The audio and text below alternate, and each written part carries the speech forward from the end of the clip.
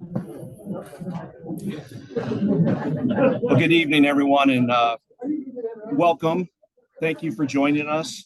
For those that are online and Zoom and those present in the audience, we got a nice turnout here. Appreciate that. So we have a lot to unpack here. First thing I want to tell you is, one, no decisions have been made. This is not a done deal. We're here to talk. We're here to engage. So that's why we're having this session, so that we can further hear back from folks that did attend the last time on what they told us the first time around, and then give an opportunity for those that are present in the audience tonight that was not here in June. I have about 25 minutes to go through the presentation, give or take. Once I go through that presentation, we're going to break out into 3 different tables like we did in June. So this is not a town hall type meeting where questions all get delivered, one up front and then response back to the entire audience. We'll break apart into 3 different groups here.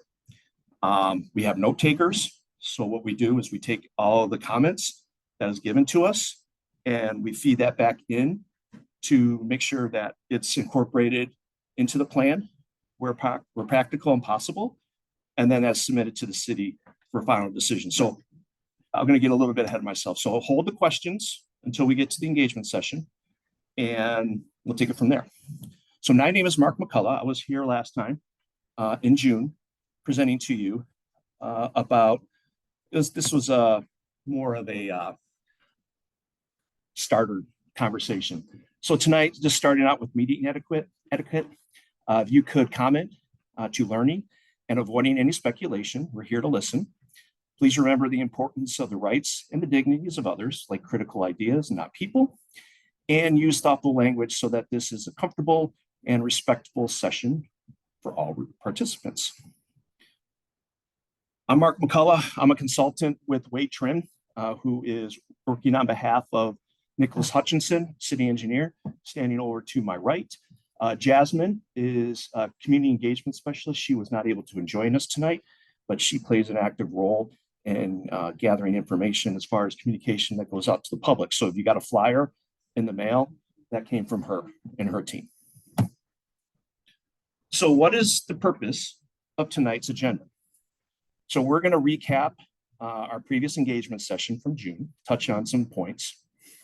We'll tell you the feedback that we received, and then how we use that feedback to come in to develop some design concepts by 3 different segments along the corridor. I'll get into that in a moment. We developed a preliminary estimated project cost for that proposal. We'll go into what we see as the advantages and disadvantages of what's being shown tonight. And then we'll talk about the next steps and then have the breakout sessions at the different tables. Okay, so recap. So the last session was held here in this room on June 23rd. And what was discussed was there's a need for non-motorized accessibility on both sides of the street. I know there's conversations amongst the group here as far as why. Why does it need to be on both sides? Why is it cannot just be on one side? And the answer is, it gets into the next slide here. I'll toggle back. Is that the city has highlighted different goals and initiatives regarding transportation that relate to complete streets, which is a word for making sure that it is not a car-centric focus along the corridor. So bikes, pedestrians, and other modes of transportation are considered. Vision Zero is a policy that strives for having no serious accidents, injuries, or death along any roadway within the city of Ann Arbor. Carbon neutrality is the goal of using less carbon and relying more on other modes of transportation that don't rely on fossil fuels. So a sidewalk would fall under that. The sidewalk millage was passed circa 2020, and that is on a rating system where wherever there's gaps present along a corridor, it's identified as a target area to have an engagement session such as tonight to talk about what could be done to fill that gap for sidewalk. And then there's the comprehensive transportation plan, which gets into a whole array of aspects as to how you can deliver a project of this scope and consider all the needs of people outside of the car. I So that toggle back. So we also talked last in June, about the desired community feedback, and we heard what the values and concerns were. We have a slide on that. And then the whole purpose of this, why Waytrim was engaged, as far as our end, is once we hear back from you and we get all the feedback, that the city needs a realistic number, project cost number, to put into a planning document so that if this comes to fruition, they're not underfunded. Meaning if the number was too short, they secured money from the feds or the state or wherever, and it wasn't enough, they don't want to be in that predicament. So they want to make sure that whatever the final result could be, that it is funded adequately. So that's part of the estimate process. Okay. So this isn't all the talking points for the feedback that was received, but I highlighted the biggest ones. So one of the things we heard was back in, I'm going to say before my time in this role, circa 2021, there was an engagement process to place sidewalk behind the existing back of curb on the north side with 3 different options. And overwhelmingly, it's my understanding was that's not desired because we like the features that are in our front yard. So when we came back in June, we said, we're not placing those options back on the table. We're looking for other alternatives to be able to provide a sidewalk on the north side of the roadway that helps the most vulnerable user along that corridor, being the children and seniors, but still, if possible, not have an impact on the front yards. So we'll get into that. So we have identified an option for that. Another thing that we heard a lot of was please reduce the traffic speeds along the entire stretch of Sunset. Speeds are high. I've been out there 3 times since that meeting. I understand what you mean. It's evident to me. So the good news is that as part of our options, we think we've identified some tools that can be used to make that happen should this project come to fruition. We'll get into that. There was a desire to, at a minimum, maintain on-street parking on one side of the street where possible. So we believe we've identified that. We've talked to the fire chief, and we've got the parameters as how to work that into a situation. So I'll get into that.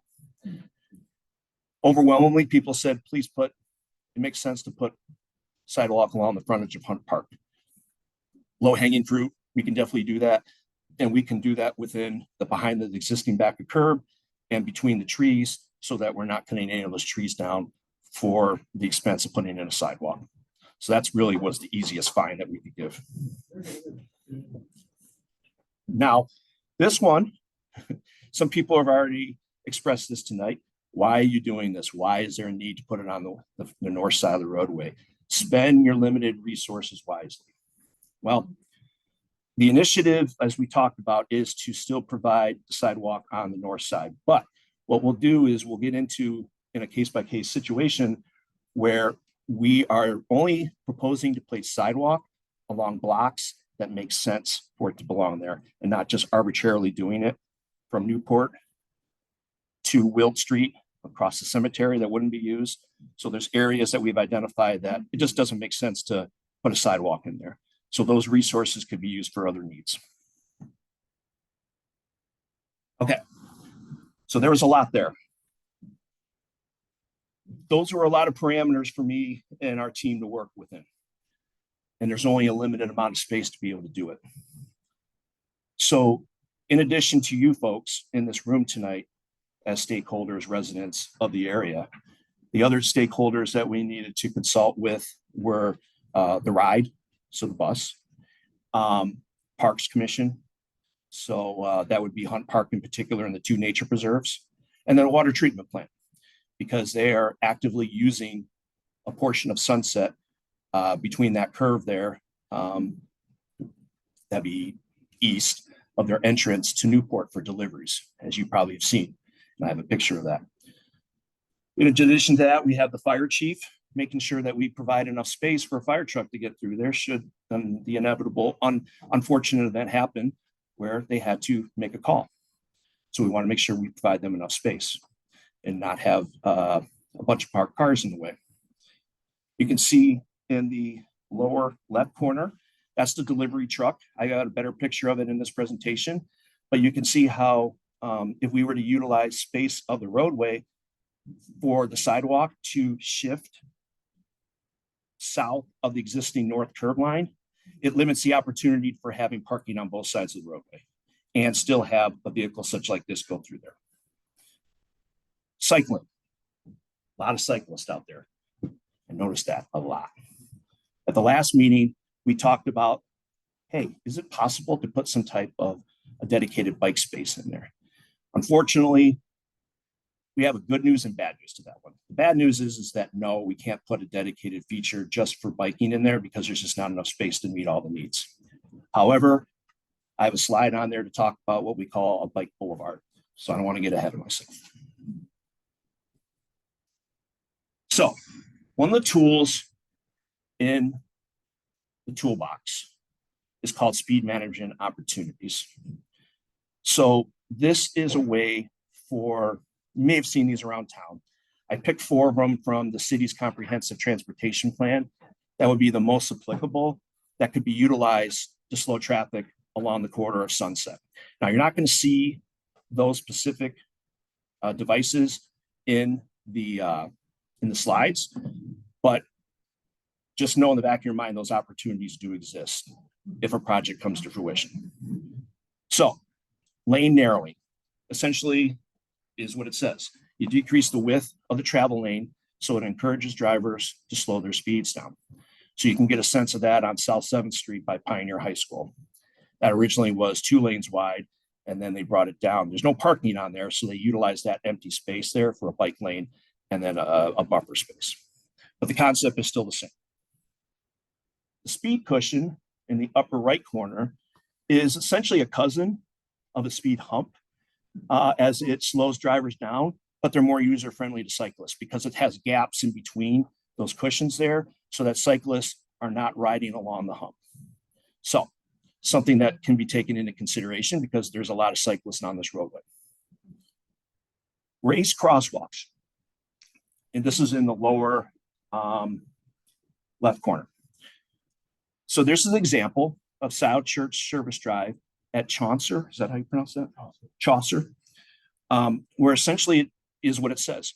You raise the crosswalk up 6 to 8 inches to elevate that pedestrian. So 1, they can be seen better as a driver is approaching that crosswalk.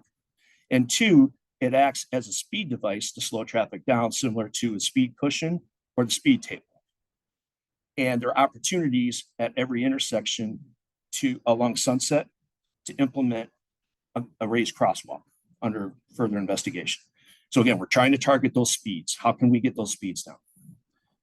And then finally, the speed table, another cousin of the speed hump, but this is more friendly for buses and those trucks that are making deliveries to the water plant. So instead of using the traditional hump that you may see on some roadways, this one has a smaller elevation, but still provides the effects of slowing traffic down. Yeah, ramps, flat top, ramps back down. Okay. In your handout here, you're going to see 2 different types of yellow. I should have thought of that, but I didn't, so forgive me. But in this particular case, there's other opportunities where we can slow speeds down. And that's by the wide entrances, side street approaches that exist along the corridor. So some of you are very likely familiar with what was done at Brook Street, where it was wide before, and then the city took the initiative to narrow it. And there was different reasons for that because it's a Y intersection. These are not what we call a Y intersection. It's just a wider intersection. But the point still remains the same. You want to reduce the exposure time of pedestrian crossing the roadway, so you shorten that distance. And then the tighter it is, you don't want it too tight because the fire marshal still needs to get through there with their truck. But if you make it tighter than what's there today, as far as the curb line goes, it does slow cornering speeds down. So when you take all these things into consideration at these intersections, so you got Beechwood, Fountain, Orkney, Spring, and Daniel Street. And you could do a potentially a raised crosswalk. You can narrow those intersections. You might be able to do a speed table or raised intersection. Those are types of things that we can target in a project in a year to be determined to slow those speeds down, in addition to putting the sidewalk in at the same time, if that happens. Okay, so what is a bicycle boulevard? So essentially, I'm an engineer, and I got hung up on the first time I heard this, like literally thinking a boulevard down the middle of a roadway with both sides. It's not that. It's just the term to make the corridor friendly and a user friendly for the cyclists of all ages, all abilities. So when you reduce those speeds along that corridor and you provide opportunities like you see in the lower right of the speed cushions, as opposed to a traditional speed hump, that makes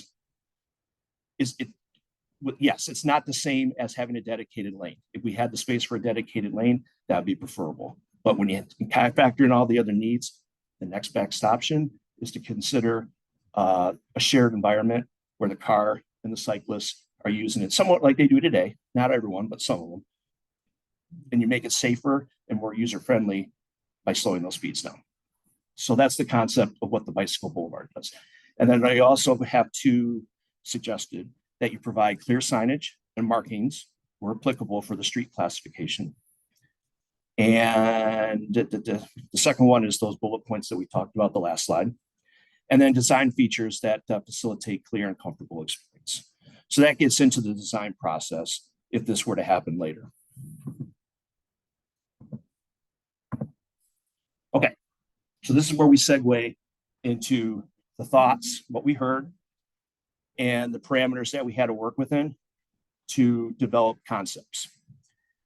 Originally, we were hoping we had a lot of concepts to provide you, but the reality is we only have one for most of the roadway.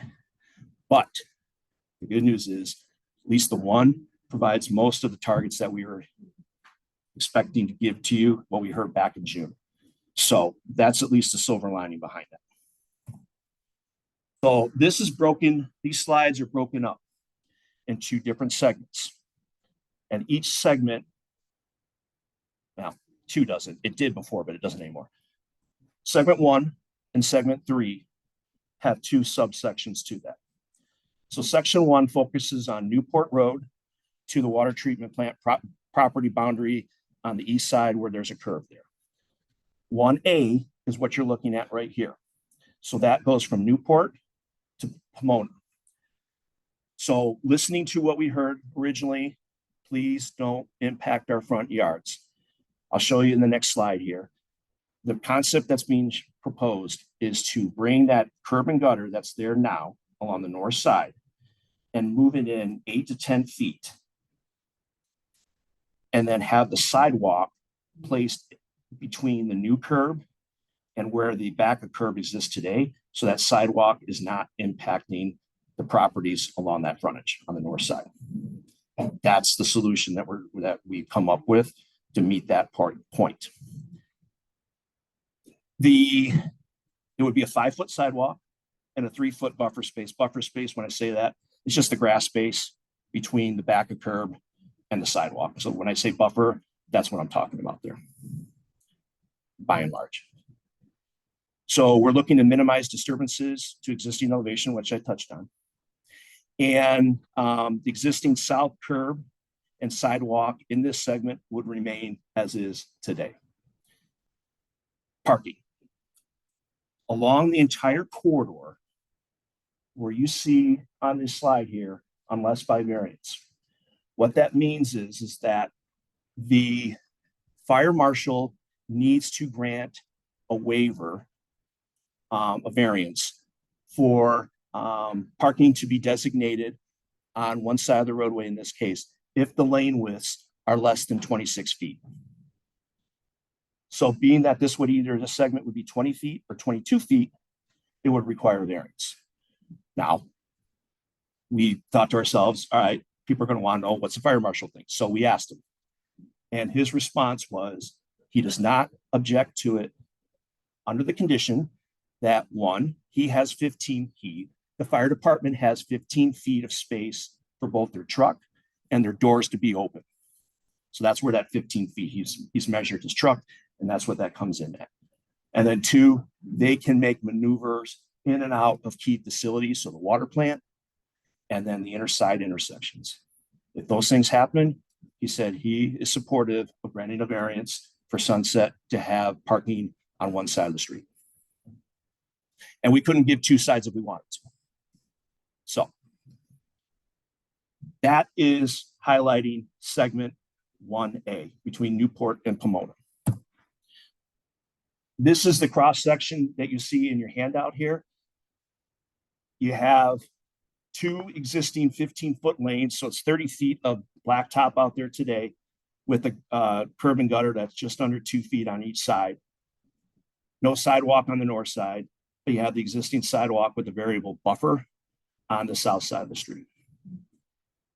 Sorry, I got me mixed up. Not variable, that's the next segment. My apologies. So that buffer space is give or take 5 feet. So this shows how that curb, as we talked about, is moving to the south, restricting the lanes from 15 feet to 10 feet to help your speed control and still provide space for the 5-foot sidewalk and the buffer space along the north side without impacting the yards. Mark, you want to just point out the existing is the top, the proposed is on the lower left. Yeah. So for those that didn't hear, the existing cross section is at the top. The what we're proposing both on the screen and in your handout is at the bottom. And then the upper right-hand corner is to kind of give you a visual of what's there today to complement what's the cross section over on the left side, top left. Unfortunately, we're going to have to wait till the breakout because if we start getting into that, we'll never get to the breakout session. So I apologize. Okay, but please keep that in mind, write it down, and we'll answer it when we have go to the breakout. So we have segment 1B, which is Pomona to the water treatment plant. This one's pretty busy, both on the north and the south side. And the reason is that we needed to meet logistical operation needs for the water treatment plant. The north side is the same being proposed as far as moving that curb and gutter in south so that the sidewalk is placed within the new curb and gutter and the existing curb and gutter. So that parameter remains the same along the north stretch of that roadway. The bottom half, the water department said we have a lot of visitors and we have a very small lot. We need as much parking as we can on that side of the roadway designated. So, okay, so looking at what utilities lie underneath the roadway, because some of those aren't going to move because it's too expensive, we were able to identify an opportunity where the road width could be 27 feet as opposed to 20 feet in this stretch, because you still have your 2 10-foot lanes, and then you're going to have 7 feet dedicated for parking. So that is what you see in the lower right corner there is the rig that comes and goes, one of them that comes and goes to the water treatment plant. It's 85 feet in length, and it needs a lot of room to be able to maneuver. So in this particular stretch, we wanted to give the opportunity for there to be more space, so 27 feet versus 20 feet. And then we would restrict parking as needed for that truck to get in and out into that facility along that frontage. Sure, I covered everything. Yes. So similar to every slide is going to have the same look and feel to it. Top is the existing cross section, bottom is the proposed, and then the street view, what you see today on the upper right. So you have 2 15-foot lanes and shifting that curb and gutter on the north side south so that we can utilize that space for a 5-foot sidewalk and the proposed 3-foot buffer space, and then have 2 10-foot lanes to remain consistent throughout the corridor, and then dedicated 7-foot parking. This area would not require a variance from the fire marshal because that 7 feet is not impeding upon the 10-foot lane. That's the difference. That's what makes this a guaranteed opportunity for parking to be in this corridor here. Okay, now we're transitioning to segment 2. I said originally there was only 2A, but there is a 2B. So 2A shows multiple block segments within your handout. For this presentation, just because of time, I have everything condensed onto one slide, so one image, but the concept is still the same. So this goes from the curve at the east property line of the water treatment plant to Spring Street. So the existing roadway is 26.5 to 28 feet, the blacktop that's there. So being consistent, we're looking at proposing that to be 20 foot wide. The north curbing gutter would move south, as we talked about, just like the other presentation, other slides, where you have space to put the 5 foot sidewalk and 3 foot buffer without encroaching upon what's behind the existing back curb today. The existing sidewalk on the south side would remain in its current location unless there were opportunities identified by the city and embraced by the community to do something a little bit different where you can put a buffer space in. But for now, we're trying to keep it simple. Similar to segment 1A, parking would be granted by variance on one side of the street. I apologize for this keeps popping up. I don't want to hit OK and then my computer crashes. So, okay. I'm like, if I hit OK and this thing crashes on me, no. So I keep hitting go away. So the parking by variance just means that because the lane width is going to, because the parking, there has to be a specific parking on one side of the street as long as it's approved. Yeah, it has to have a certain distance on it.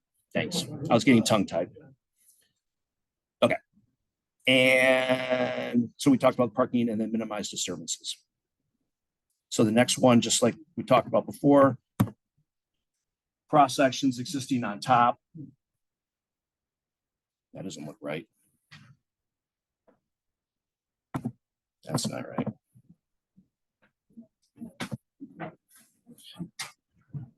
Well, what's not right is this shouldn't be 15-foot lane. So forgive me on that small little detail, but it's important. So it is existing 26.5 to 20 foot. So that makes it 13.5 to 14 foot lanes as opposed to 15 feet. And then you have curb and gutter that's under 2 foot. So what we're showing then, similar to segment 2A, is to shift that sidewalk, move it to the south, provide space for the sidewalk, the buffer space, and then keep the sidewalk that's on the south side of the roadway as is today, behind the back of curb. 2 10-foot lanes and parking by variance by the fire marshal. So the easy one that we talked about, Spring Street and Daniel Street, otherwise known as Hunt Park.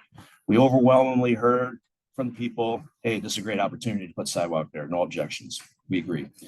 So in addition to, we talked about those yellow circles there to narrow those intersections appropriately.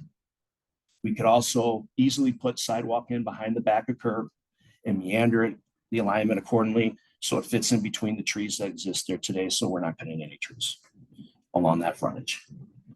So the curb and gutter stays the same on both sides of the road, north and south in this segment.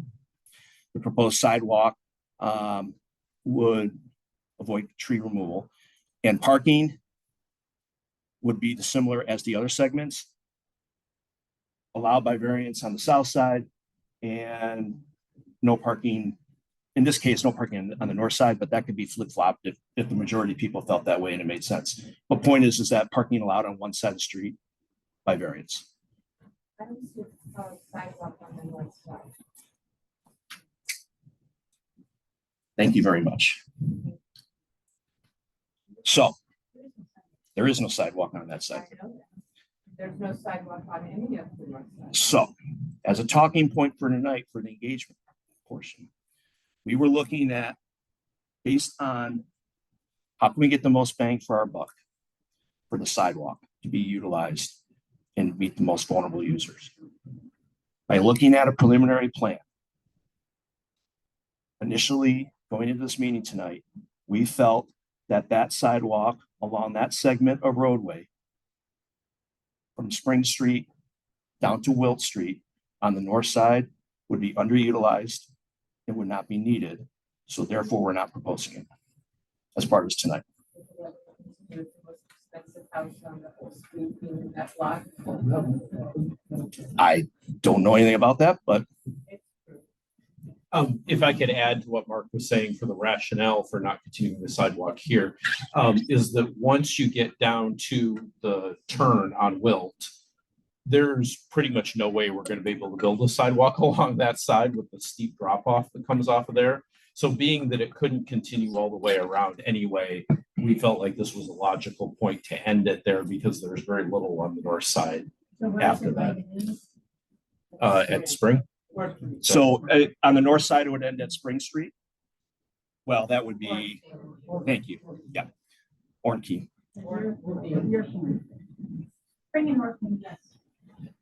But there wouldn't, at this time, it's not being proposed beyond that point on the north side.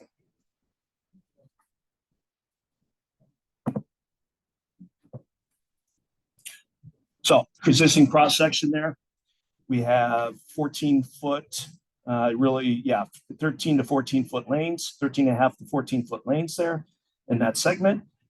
No proposed changes to the sidewalk, the curb and gutter on the north or south side, but implement a sidewalk along the Hunt frontage and meander around the trees, align it where we can so that we do not take any of those trees out along the parkway.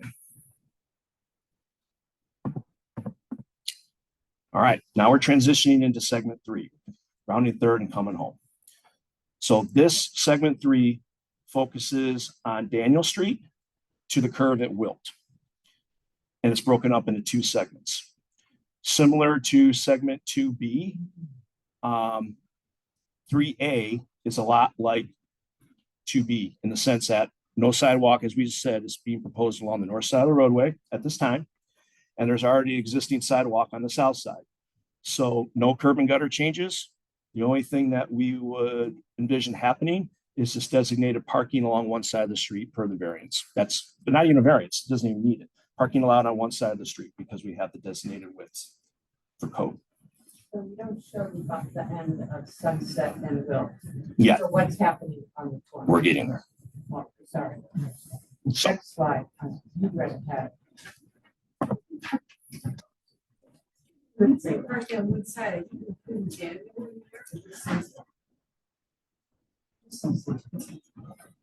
yeah, no Daniel Street.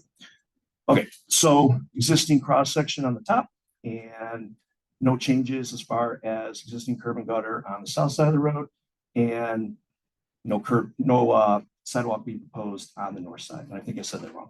Sidewalk exists on the south side, no sidewalk being proposed on the north side. And parking sign for along the south side in this case, but it could be the north side for one side of the street. Okay. Okay, now we're talking about segment 3B. We broke this one up into 2 alternatives, alternative 1 and alternative 2. So this is the component where there is no sidewalk existing on the south side of Sunset. So alternative 1, you see in the key there, the legend there, you see kind of like a blue ladder effect. That represents a retaining wall. So because of the existing grades of those 2 yards along the frontage of Sunset, there's one of 2 ways that we could go about this to put a sidewalk within the public road right of way. One of them is to put it near the back of the curb that exists today and put that retaining wall in there so that the yard is not, excavation is not moving up into the yard. If we were to put a sidewalk at that elevation next to the back of the curb. Adding a retaining wall. In that segment, yes. So that's what opportunity segment 3B alternative 1 is. So existing north-south curb remains in place, proposed sidewalk on the south side, retaining wall as we talked, and a proposed pedestrian crosswalk to be placed for access to the Bluffs nature area So there is a little entry point into that trailhead up there, that yellow ellipse circle. So that would be a focus area where an opportunity for a crosswalk could exist. Option 2, alternative 2, for segment 3B, still provides a sidewalk on the south side, but place it further away from the curb near the right-of-way line so that the sidewalk would be elevated above the street. So there would not be a need in that case for those two properties to have retaining wall in it. And then you would adjust the grades as necessary as you get down to the curb there to meet ADA accessibilities, but we're still not projecting the need for, I know I didn't hit that. I know. We still haven't, we'll meet the Americans with Disabilities Act as far as hitting the grades. Yeah, I know. It's on me. I set myself up. What I didn't continue to say, an opportunity alternative 1, is that sidewalk would then continue along the new development that we see there today, continue around the bend, and then connect with the existing sidewalk that's on Wildt Street. As Nick Hutchinson, our city engineer, pointed out, it doesn't make a lot of sense to put it on, in this case, east side of Wildt Street, because 1, it would be underutilized. 2, would be very expensive because of the grades going into the railroad property, and 3, would be very complicated from a permitting standpoint. So for all those 3 reasons, there is no sidewalk being proposed on the outside portion of that curve, only the inside portion of the curve where it would be utilized by people on Wildt Street and Sunset if they wanted to get to the road, Summit, thank you, and then walk into town. So that's alternative 1. And then alternative 2, same concept. I do think there is going to be a little bit of a need for retaining wall at that corner there, but it would be very minimal, probably 2 or 3 foot in height. For those that were not at the last meeting, it came up. Why didn't that sidewalk get built as part of that development? And in a nutshell, it's a missed opportunity. And the ship has sailed, and it can't be done. So we're here to think about in the future how a sidewalk can be incorporated along that frontage of that development there. Okay. So, and just quickly summarizing this part here, cross sections here, same as before. You can see the sidewalk is elevated above the roadway there, so there wouldn't be a need for the curb and gutter. That's pretty much what it looks like in the lower left corner of how that yard works today, those 2 yards where it slopes down to the back of the curb there.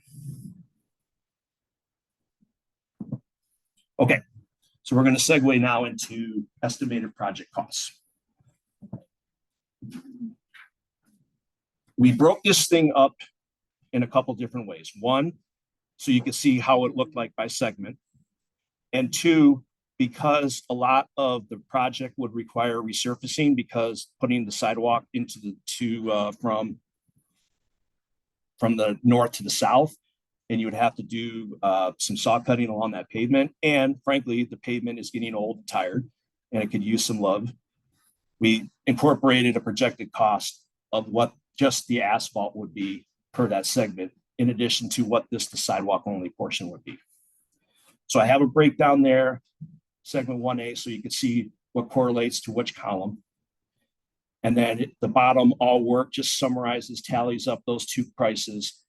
And if this were to happen as presented tonight, we're projecting it to be $5.5 million. Now those figures are in today's dollars. So if this were to happen 5 years from now, inflation would need to be incorporated into that figure. And sidewalk costs, we already talked about that. And no water main is in this budget. But if that's the opportunity, if you're going to resurface the roadway and a new water main would be needed, that would be viewed at that time, but it's not incorporated into that cost if it were needed. And then the speed management devices are not included in this. What's the ballpark cost of those? Depends. So you could be looking at $50,000 up to 80 per device. Per compound. Some of the speed cushions could be like $25,000, so I'll revise my number. So I'll say 25,000 to 80,000, depending upon the device. The more elaborate it is, the more expensive it becomes. So summarizing here, advantages and disadvantages. We talked about the goals of the comprehensive transportation plan. And within that, they have these targets that the city is obligated to analyze to make sure that it's being met where practical and where possible. And the good news is that where any of these applicable categories for a sidewalk in the comprehensive transportation plan that are applicable to Sunset, they're being addressed. And they're being addressed by a check mark. So the dangerous behaviors, slowing the speeds down. There isn't a high crash in numbers along the corridor, so that's why it's not designated as far as applicable, but it does correlate to the speeds. Sidewalks given. Crosswalk safety, we talked about that, so that's a check. Bike routes, you could debate that one, but we just put a check there in order to slow the speeds down for the biking environment as far as the bike boulevard. Intersections for biking, not applicable. Accessibility, ADA, non-negotiable, has to be done. There is no shared mobility options. That's just basically a wide pathway along the corridor for bikes and for pedestrians to use. The 20-minute neighborhood is a category within the transportation plan where if there were no sidewalk here whatsoever and a sidewalk were put in, can a person get to a park, a grocery store, or other place of business within 20 minutes? So because the region falls within a 20-minute district, that's why that's checked. Now, the only comparisons we can make as far as segment goes tonight is segment 3B, which is down by the curve. So you can see alternative 1 and alternative 2. So tree removals, we're projecting no tree removals for the retaining wall option along the frontage of Sunset for alternative 1, but there are likely 3 trees that would in various sizes that would need to go in order for that sidewalk to go further back by the right of way. Cost is $360 to $170 for between the 2 options. Disturbance to yard and right of way. That's just a fancy way for me of saying how much impact are we having in your front yard? And from my perspective, it's same 6 to 1, half dozen to another. So there's no clear winner in my mind on that category. For some people, proximity of the sidewalk to the front of your house does matter. So alternative 1 would have that sidewalk further away from your home, where alternative 2 would be closer to the front of the house. So that's what that means. So summarizing our objectives as far as what we heard last week, in June, and what we used to review for the design and present to you this evening. The option that we've come up with on a preliminary basis for feedback, we're providing a sidewalk on the north side of Sunset for the most vulnerable users. So that is the children walking to Wines and Forsyth, and then senior citizens. Provide a buffer space to enhance pedestrian safety, that green belt between the sidewalk and the back of the curb, but doing that in a manner that minimizes loss of yard features along the north side of Sunset, i.e. the back curb that you see today. Reduced lane widths will enhance safety along that street corridor by reducing speeds. In addition to below, opportunities for speed management devices exist for speeds. On-street parking can be provided and is supported by the fire chief for one side of the roadway for the presentation we made this evening. The reduction of the intersections reduces crossing distances for pedestrians at intersections and provides slower speeds to establish the bicycle boulevard environment by having narrow lanes and speed management devices. Sidewalk being provided along the frontage of Hunt Park meets the expectations of the city fire code, and the design as described and shared with the water plant meets their needs for deliveries and operations. So there was a lot there to unpack. So where do we go from now? We had our first engagement session in June, July, August, September. We did some analysis. We're here tonight presenting to you what we found on this evening. The idea in the beginning, as proposed in June, was this cost estimate would then, if supported, move to the capital improvement project plan, CIP, in 2026 for a year to be determined for construction. No year has been designated. If it goes into the CIP and when it goes into the CIP, there is not a year for building. It is dependent upon funding and other needs. So that's it. That's our breakout session. I know you guys have a lot of questions. We want to hear them. We want to engage with you. I do have one thing here. Then I'll let Chris speak. We have these handouts here. If you don't mind, before you leave, if you could fill this out and leave it at the table, that will be given to Jasmine, our coordination specialist, to then input into the process for, in addition to what we're going to be writing down, we have our team at Wade Trim on standby in the back. They're going to be moving around tables to listen to you. We do have chairs for people that do need them. Feel free, if there's not enough chairs there, get more. We're happy to get you some more chairs. And that will then be packaged to the city, altogether comments for final consideration. So thank you very much. Chris, go ahead. Presentation ran a little long. It's like 6:50.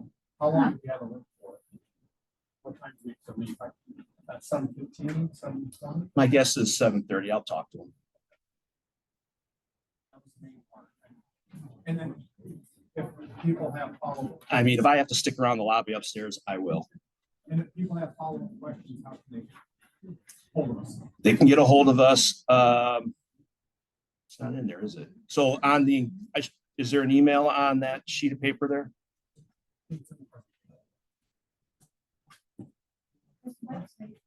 Yeah. So we have the website, and also page 2 of the presentation has email addresses. You can send. Oh, that's where it is. My bad. Forgot. Yes. I've been receiving emails. I'm Chris Wall. I'm actually, my picture's on the webpage. And so I received comments as your comments come in. I share it with the team and document that and try to see how we can consider it. Okay, let's break up. I'll be at this table. I wasn't able to be here in June. Who decides City Hall wants it? Let's talk about it at the tables. John, it just showed up.